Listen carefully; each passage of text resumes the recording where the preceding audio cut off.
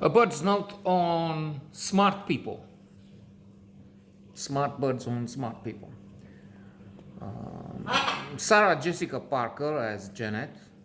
Dennis Quaid as Lawrence. Thomas Aidan Church as Chuck. And Elliot Page as Vanessa. She was then Ellen Page. But in the meantime, I think it's in the meantime, the talented actress has come out as a lesbian, and then maybe that's one of the reasons for this change in the name. I think this is a brilliant comedy, maybe comedy drama, because there's some pain in it. Well, comedies include that too, because quite often people fall downstairs, stumble upon each other to make us laugh, and that involves some adversity, some little trauma there. Little Miss Sunshine has been mentioned in connection with this by one critic. In that Smart People explores dysfunctional. Let's show the other guy for a while. Dysfunctional relationships in families, and bouncing back, restoring some kind of balance, the efforts made into that. But I think that critic felt smart comedy lacks some edge, lacks the, I don't know, amplitude, magnitude, the grandeur, maybe. These are not his words, that's what I sort of remember. Of Little Sunshine. So, in other words, Smart People is considered a lesser movie than Little Miss Sunshine, which probably is true. I mean, what other critics say is more pertinent than the gibberish we produce here. For our small niche, I mean, we're not for the mainstream, we're just an obscure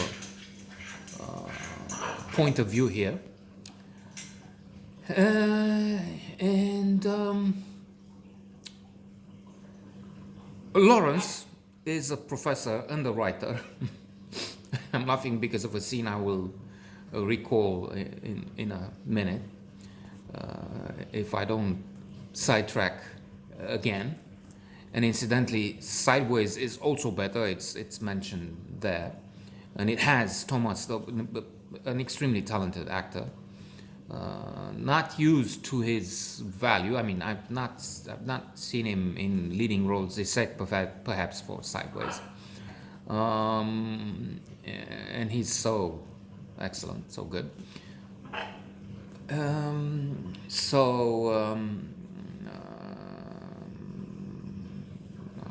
Lawrence is a professor and a writer, and a widower.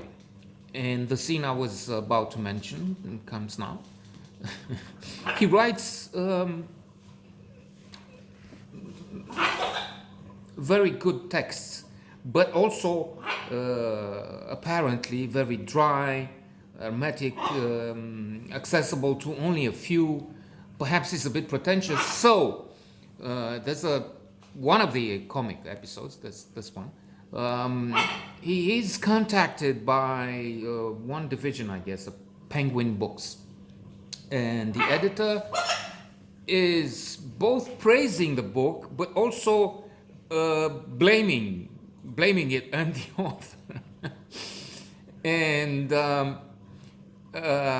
saying something like, this is not a quote, but I was thinking what it is, recalling his impression. What is this? Who's reading this? What is this dried up thing here? And what is it talking?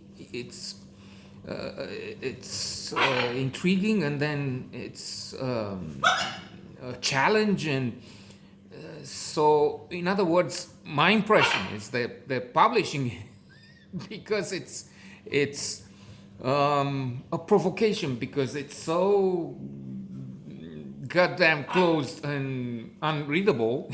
The name is You Can't Read, the name of the book. And with such a remote subject, because it's about uh, something like criticism on criticism, the way the critics took this turn and so on. So, a very, very limited audience, perhaps the creme de la creme. And to that, we can add some people who feel challenged by the impossibility of reading it, by the pointlessness of reading. So I don't know, which is surely the case for the few listeners we have here. I mean, they don't agree with what is said here. It's not really relevant. It's absurd. It's just so easily dismissed and futile that they, they may feel challenged. I mean, and this it's in the absurd comedy realm. Plus, these guys that make this maybe an interesting mixture for one guy. So Lawrence is trying to find his way back. He's not socializing. At one point he's trying to run for some little office within his professorial job, but gives up, saying, I mean, you don't like me, and I don't do this kind of thing. I don't like to talk to people to convince them to, again, this is not a quote, but what I'm left with.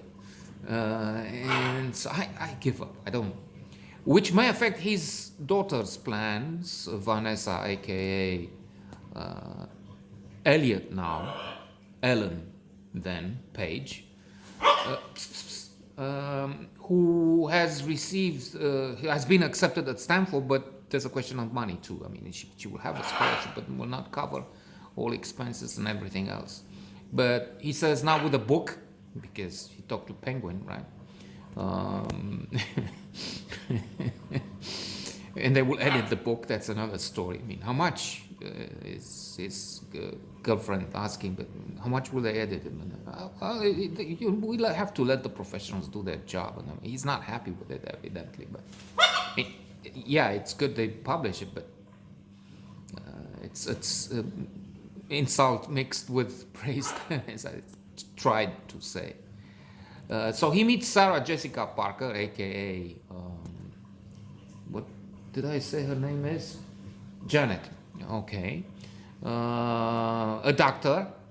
I mean, she treats him for a while, and then because Vanessa is not okay with this dysfunctional family, as I said earlier,